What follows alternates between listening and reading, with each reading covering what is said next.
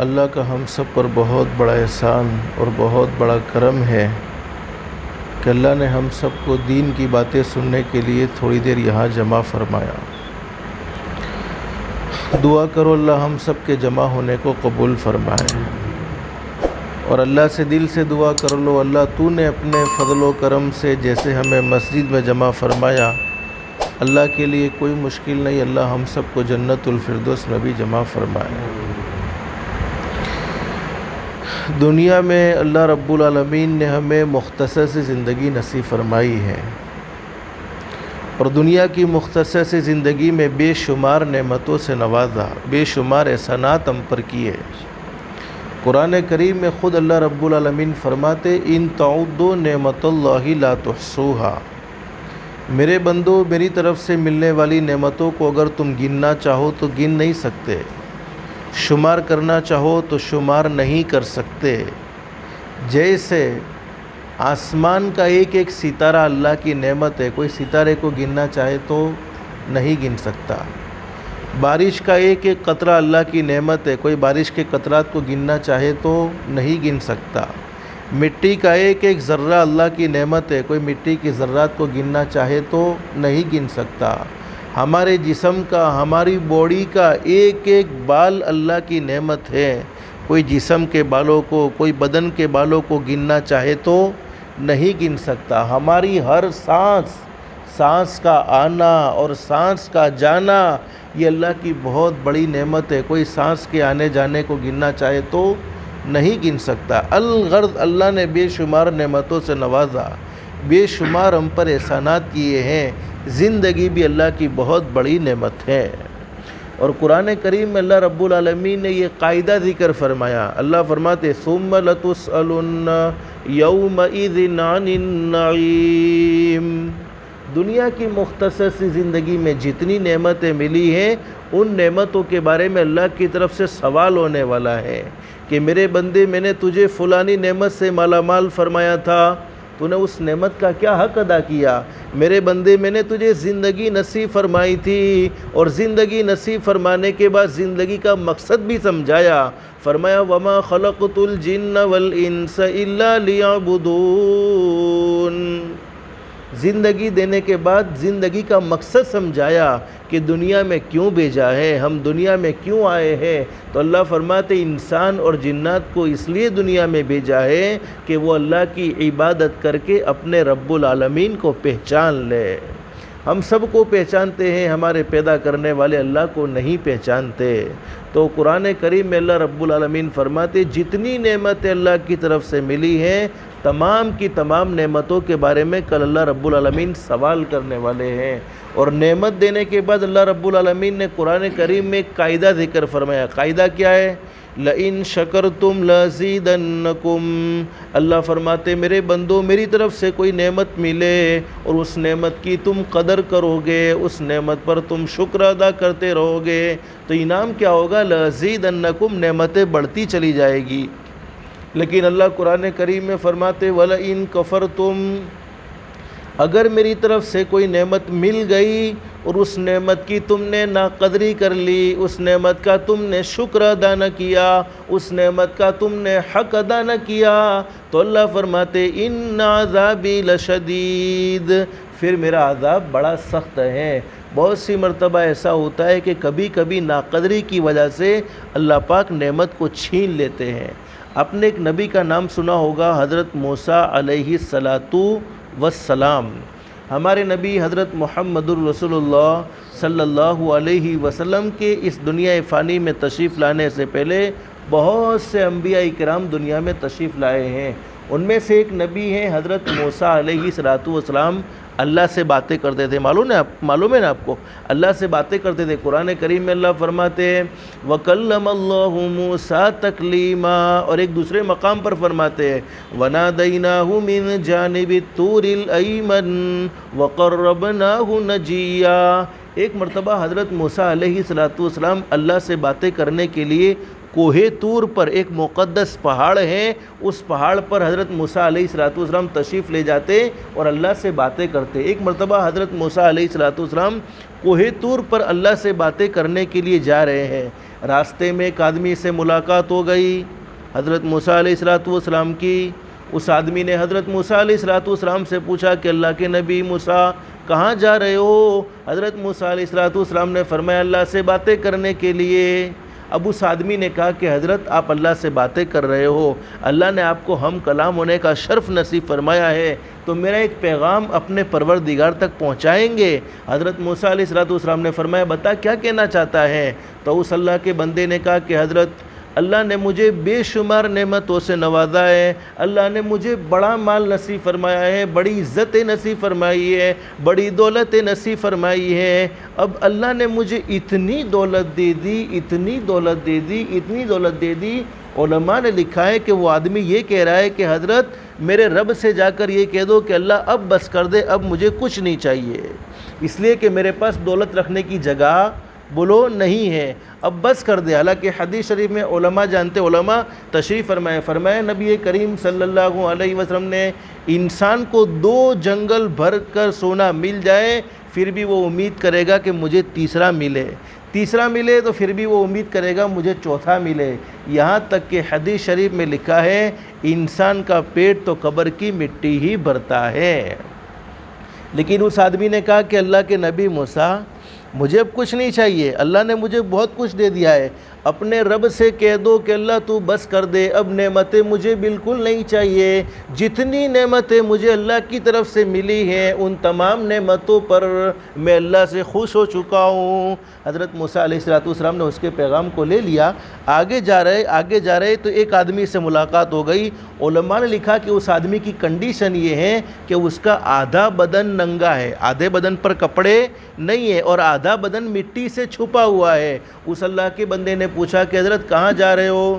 فرمایا کہ اللہ سے باتیں کرنے کے لیے۔ کہا میرا ایک پیغام پہنچا دو گے؟ کہا بول کیا کہنا چاہتا ہے؟ تو اس آدمی نے کہا کہ حضرت اللہ نے مجھے بڑا غریب بنایا ہے، میرے پاس جسم چھپانے کو پورا کپڑا بھی نہیں ہے، میرے پاس کھانے کو روٹی بھی نہیں ہے، میرے پاس کھانے کو مال و دولت بھی نہیں ہے، میرے رب سے جا کر کہہ دو کہ اللہ مجھے مال نصیب فرما دے، مجھے نعمتوں سے مالا مال فرما دے، مجھے جسم چھپانے کے لیے کپڑا عطا فرما دے، مجھے پیٹ بھرنے کے لیے کھانا پینا نصیب فرما دے۔ حضرت موسیٰ علیہ السلام نے دونوں کے پیغام کو لیا اور کہاں پہنچے بولو؟ کوہ طور پر اللہ سے باتیں کرنے کے لیے پہنچے۔ اب اللہ رب العالمین سے باتیں ہو رہی ہے اور سب سے پہلے ایک آدمی کا پیغام پہنچایا۔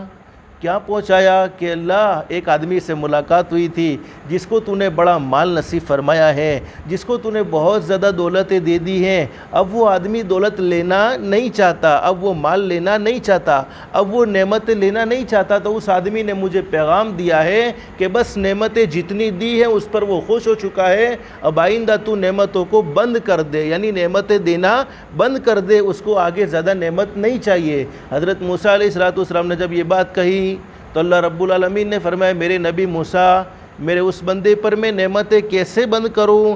اس لیے کہ وہ ہر وقت میرا شکر ادا کرتا رہتا ہے، اور قاعدہ یہ ہے لَإِن شَكَرْتُمْ لَأَزِيدَنَّكُمْ، اگر شکر کرو گے تو نعمتیں بڑھتی چلی جائے گی۔ اللہ رب العالمین نے فرمایا میرے نبی موسیٰ میرے اس بندے کو یہ پیغام دے دو کہ اگر تو نعمتیں نہیں چاہتا، یعنی نعمتیں تیرے پاس بہت جمع ہو چکی ہے، تو اب تو میرا شکر ادا کرنا چھوڑ دے، اگر شکر ادا نہیں کرے گا تو نعمتیں بھی نہیں ملے گی۔ لیکن حضرت موسیٰ علیہ السلام نے فرمایا اللہ ایک اور آدمی نے بھی پیغام دیا تھا، اور وہ کیا پیغام تھا؟ ایک آدمی میں نے دیکھا جس کے پاس پورا جسم چھپانے کو کپڑا بھی نہیں تھا، ارے آدھا بدن ننگا تھا، آدھا بدن اس نے مٹی سے چھپایا ہوا تھا، اللہ اس آدمی کے پاس تو کچھ بھی نہیں تھا، اس نے مجھے پیغام دیا ہے کہ تو نے اسے بڑا غریب بنایا ہے، ارے اس کے پاس بدن چھپانے کو کپڑا نہیں ہے، اس کا پیٹ بھرنے کو اس کے پاس کھانے پینے کی نعمتیں نہیں ہے، اللہ تو اسے نعمتوں سے مالا مال فرما دے،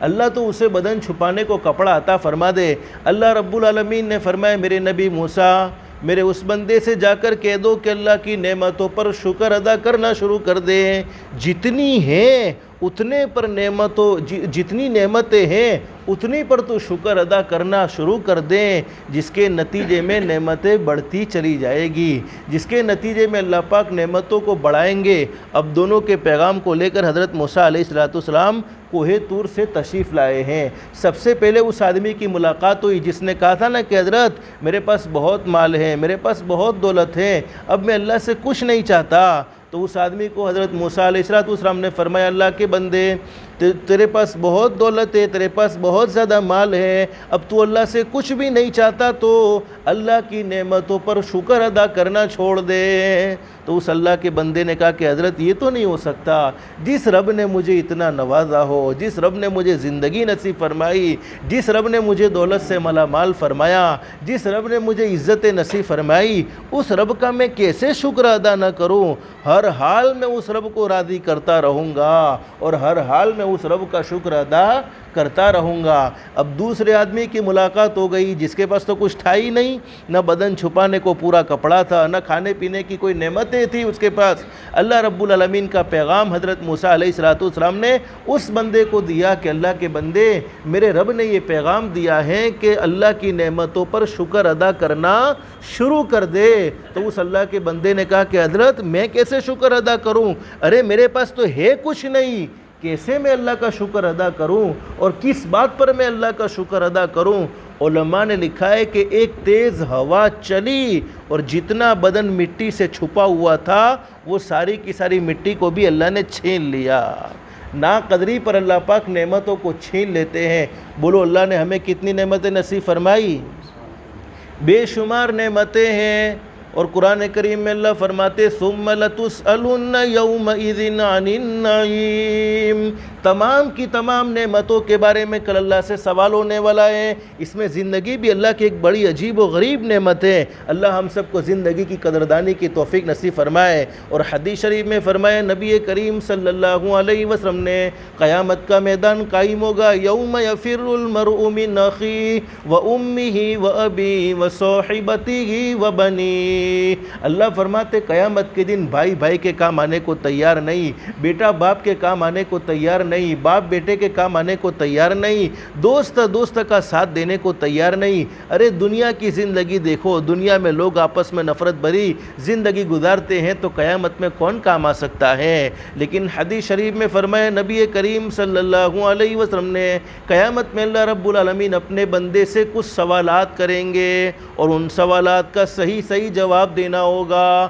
جب تک صحیح جواب نہ دے دیے جائے تب تک اس بندے کے قدم وہاں سے ہٹ نہیں سکتے، اکھڑ نہیں سکتے۔ اس میں سب سے پہلا سوال یہ ہوگا، اللہ فرمائیں گے میرے بندے میں نے تجھے زندگی نصیب فرمائی تھی، تو نے زندگی کس مشغلے میں گزاری ہے؟ یعنی اللہ کو راضی کر کے زندگی گزارتا رہا یا اللہ کو ناراض کر کے زندگی گزارتا رہا؟ مقصد سمجھایا تھا، مقصد کے تحت زندگی گزاری یا مقصد کو بھلا کر زندگی گزاری؟ یہ اللہ رب العالمین کی طرف سے سوال ہونے والا ہے۔ اور دوسرا سوال اللہ رب العالمین فرمائیں گے خصوصی طور پر جوانی اللہ کی بہت بڑی نعمت ہے، اس لیے جوانی کو مستقل ذکر فرمایا اور سوال ہوگا تو نے جوانی کس مشغلے میں گزاری ہے؟ جو جوانی میں نے نصیب فرمائی تھی اس جوانی کا تو نے کیا حق ادا کیا ہے؟ اور بولو جوانی دینے والا کون؟ ایک اللہ ہے۔ کسی خاکی پہ مت کر خاک اپنی زندگانی کو، ہم اپنی جوانی کو دنیا کی صلاحیتوں کے پیچھے، ارے دنیا جس کی طرف اللہ کی کوئی نظر نہیں، دنیا کے پیچھے ہماری صلاحیتیں لگ رہی ہیں، دنیا کے پیچھے ہماری جوانی لگ رہی ہیں، دنیا کے پیچھے ہم بہت کچھ کرتے چلے جا رہے ہیں اللہ کو بھول کر۔ حالانکہ دنیا کے پیچھے صلاحیتوں کو لگانا غلط نہیں تھا، لیکن دین کی محنت کو چھوڑ کر دنیا کو آگے رکھنا یہ غلط ہے۔ کسی خاکی پہ مت کر خاک اپنی زندگانی کو، جوانی کر فدا اس پر جس نے دی جوانی کو۔ اور حدیث شریف میں ہے حضرت نبی کریم صلی اللہ علیہ وسلم کا ارشاد عالی ہے، جوان آدمی کا ایک سجدہ بوڑھے آدمی کے 70 یعنی 70 سجدوں پر بھاری ہے۔ اللہ ہم سب کو جوانی کی قدردانی کی توفیق نصیب فرمائے۔ تیسرا سوال فرمایا نبی کریم صلی اللہ علیہ وسلم نے مال کے بارے میں ہوگا، مال کہاں سے کمایا، کمانے کا راستہ صحیح تھا یا غلط؟ اور میرے پیاروں مال کمانا کوئی گناہ نہیں، بولو مال کمانا کوئی گناہ نہیں۔ حدیث شریف میں فرمایا نبی کریم صلی اللہ علیہ وسلم نے التاجر الصدوق الامین یوم القیامت مع النبیین والصدیقین والشہداء، اللہ کے نبی نے فرمایا تجارت کرنے والے، کاروبار کرنے والے، شرط یہ ہے کہ سچ بول کر تجارت کرے، شرط یہ ہے کہ امانت داری کے ساتھ تجارت کرے۔ تجارت کرنے والے، کاروبار کرنے والے کل قیامت میں نبیوں کے ساتھ اٹھائے جائیں گے، علماء کے ساتھ نہیں کہا، نبیوں کے ساتھ، صدیقین کے ساتھ، شہداء کے ساتھ اور نیک لوگوں کے ساتھ۔ اور حضرت عائشہ صدیقہ رضی اللہ تعالیٰ عنہ فرماتی ہے، فرمائے نبی کریم صلی اللہ علیہ وسلم نے میرا کوئی امتی صبح سے شام تک تجارت کرتے ہوئے تھک جاتا ہے، صبح سے دکان پر بیٹھا ہوا ہے، شام ہو گئی تجارت کرتے کرتے تھک چکا ہے، حدیث شریف میں ہمارے نبی نے فرمایا شام کو اللہ رب العالمین اس کی زندگی کے سارے گناہوں کو معاف کر دیتے ہیں۔ اس سے آسان دن کوئی ہو سکتا ہے کہ ہم دنیا بھی کما رہے ہیں اور گناہ بھی معاف ہو رہے ہیں؟ اور ایک حدیث میں فرمایا، حدیث کے بیان کرنے والے حضرت علی رضی اللہ تعالیٰ عنہ فرماتے ہیں، فرمایا نبی کریم صلی اللہ علیہ وسلم نے میرا کوئی امتی تجارت کے لیے محنت کرتا ہے، حلال کمائی کے لیے کوشش کرتا ہے تو اللہ رب العالمین اس بندے کو محبت کی نگاہوں سے دیکھتے ہیں۔ جس بندے کی طرف محبت کی نگاہ اللہ کی ہوگی، بولو اس بندے کے ساتھ کرم کا معاملہ ہوگا کہ نہیں ہوگا، رحم کا معاملہ ہوگا کہ نہیں ہوگا۔ اللہ ہم سب کو جوانی کی قدردانی کی توفیق نصیب فرمائے، زندگی کی قدردانی کی توفیق نصیب فرمائے۔ بغداد میں ایک شخص تھا، امیر صاحب 5 منٹ انشاءاللہ، ٹھیک ہے؟ بغداد میں ایک شخص تھا جس کا روٹیوں کا کاروبار تھا۔ اب روٹی آپ کے یہاں بہت کم کھائی جاتی ہے تو سمجھتے تو ہو نا، روٹیوں کا کاروبار تھا۔ مسئلہ یہ تھا کہ وہ تازہ روٹی 1 روپے میں اور باسی روٹی 2 روپے میں، بولو تازہ روٹی اور باسی روٹی ہونا کیا چاہیے؟ ارے بولو نا، ہونا کیا چاہیے؟ تازی 2 روپے کی ہونی چاہیے، باسی 1 روپے کی ہونی چاہیے، لیکن اس کا مزاج کیا تھا؟ تازہ 1 روپے میں، باسی 2 روپے میں۔ اب کسی اللہ کے بندے نے پوچھا کہ ایسا کیوں کرتا ہے؟ ہونا تو یہ چاہیے کہ جو مال باسی ہے اس کی قیمت کم ہونی چاہیے اور جو مال تازہ ہے اس کی قیمت زیادہ ہونی چاہیے۔ ارے تو تازہ روٹی 1 روپے میں بیچتا ہے، باسی روٹی 2 روپے میں بیچتا ہے، حالانکہ ہونا یہ چاہیے کہ تازہ روٹی کی قیمت 2 روپے ہونی چاہیے اور باسی کی 1 روپیہ ہونی چاہیے۔ لیکن اس بندے نے کیا خوبصورت جواب دیا! دیکھو جو تجارت میں بھی اللہ کے نبی حضرت محمد الرسول اللہ صلی اللہ علیہ وسلم سے محبت کرتے ہیں تو کیسی محبت کرتے ہیں! کیا کہنے لگا کہ تمہارا یہ خیال ہے کہ تازہ ہونے کی وجہ سے اس کی قیمت 2 روپے ہونی چاہیے، باسی ہونے کی وجہ سے اس کی قیمت 1 روپیہ ہونی چاہیے، لیکن میں جو تازہ روٹی 1 روپے میں بیچتا ہوں اس کی وجہ یہ ہے کہ وہ روٹی میرے محبوب حضرت محمد الرسول اللہ صلی اللہ علیہ وسلم کے زمانے سے 1 دن زیادہ دور ہو چکی ہے، اس وجہ سے میں اس کو 1 روپے میں بیچتا ہوں، اور وہ باسی روٹی جس کو میں 2 روپے میں بیچتا ہوں وہ میرے محبوب حضرت محمد الرسول اللہ صلی اللہ علیہ وسلم کے زمانے سے 1 دن زیادہ قریب ہے، اس وجہ سے میں اس کو 2 روپے میں بیچتا ہوں۔ تو اندازہ لگاؤ جو تجارت کرنے میں حضرت نبی کریم صلی اللہ علیہ وسلم کے زمانے کا اتنا لحاظ رکھتے ہوں گے، وہ سنتوں کا کتنا لحاظ رکھتے ہوں گے، وہ فرائض کا کتنا لحاظ رکھتے ہوں گے۔ اور آج تو تھوڑی سی دنیا مل جاتی ہے، یا ایھا الذین آمنوا لا تلہکم اموالکم ولا اولادکم عن ذکر اللہ۔ اللہ فرماتے ایمان والو ڈرتے رہنا دنیا کی زندگی میں، کہیں تمہیں تمہارا مال برباد نہ کر دے، کہیں تمہیں تمہاری اولاد برباد نہ کر دے۔ کیسے مال برباد کرتا ہے؟ عن ذکر اللہ، تھا کچھ نہیں لیکن تھوڑی دنیا ملی تو اب جماعت کی نماز چلی جا رہی ہے، تھوڑی دنیا آ گئی مسجد سے دور ہو گئے، تھوڑی دنیا آ گئی دین کی محنت سے دور ہو گئے۔ اللہ آگے قرآن کریم میں فرماتے وَمَن يَفْعَلْ ذَلِكَ فَأُولَئِكَ هُمُ الْخَاسِرُونَ۔ اللہ فرماتے جس کو مال کی محبت نے، اولاد کی محبت نے آخرت سے غافل کر دیا، مسجدوں سے دور کر دیا، نماز سے دور کر دیا، دین کی محنت سے دور کر دیا، اس سے بڑھ کر دنیا اور آخرت میں نقصان اٹھانے والا کوئی نہیں ہو سکتا۔ تو تیسرا سوال، مال کہاں سے کمایا، کہاں خرچ کیا؟ چوتھا سوال ہوگا اللہ رب العالمین، چوتھا سوال کہاں خرچ کیا، یعنی خرچ کرنے کا راستہ بھی صحیح۔ اور 5واں سوال جتنا علم تم جانتے تھے اس علم پر تم نے کیا عمل کیا ہے. اللہ سے دل سے دعا کر لو اللہ ہماری دنیا بھی بہتر سے بہتر بنائے, آخرت بھی بہتر سے بہتر بنائے. تو میرے پیارو یہ زندگی اللہ پاک نے آخرت کی زندگی سنوارنے کے لیے نصیب فرمائی ہے. دنیا بولو بغیر محنت کے حاصل ہوتی ہے, اس کے لیے کچھ نہ کچھ محنت شرط ہے. جس دنیا پر اللہ کی کوئی نظر نہیں, جس دنیا کے کمانے پر اللہ کی طرف سے کوئی انعام کا کوئی وعدہ نہیں کہ تم آخرت کو بھول کر دنیا کمانے لگو, تو اللہ کی طرف سے کوئی وعدہ نہیں. ہاں آخرت کو سامنے رکھتے ہوئے دنیا کماتے ہو تو یہ دنیا کمانا بھی تمہارے لیے دین ہے, یہ دنیا کمانا تمہارے لیے ثواب ہے. تو جب دنیا بغیر محنت کے حاصل نہیں ہوتی, اس کے لیے کچھ نہ کچھ محنت شرط ہے, تو کیا بولو دین بغیر محنت کے حاصل ہوگا؟ اس کے لیے کچھ نہ کچھ قربانی شرط ہیں. اور وہ قربانی شرط نہیں جو صحابہ کرام نے دی, وہ تو اپنے زمانے میں دے کر چلے گئے. بس ہمیں تو کرنا یہ ہے, جتنی زندگی غفلت میں گزری ہے اس زندگی سے اللہ سے معافی مانگنی ہے, اور آئندہ زندگی کو اللہ کے احکام کے مطابق گزارنے کے لیے حضرت نبی کریم صلی اللہ علیہ وسلم کے طریقے کے مطابق گزارنے کے لیے کچھ نہ کچھ وقت اللہ کے راستے میں درکار ہے. تو بتاؤ اس کے لیے کون کون اللہ کے راستے میں 4 مہینے کے لیے تیار ہے؟ کھڑے ہو جاؤ.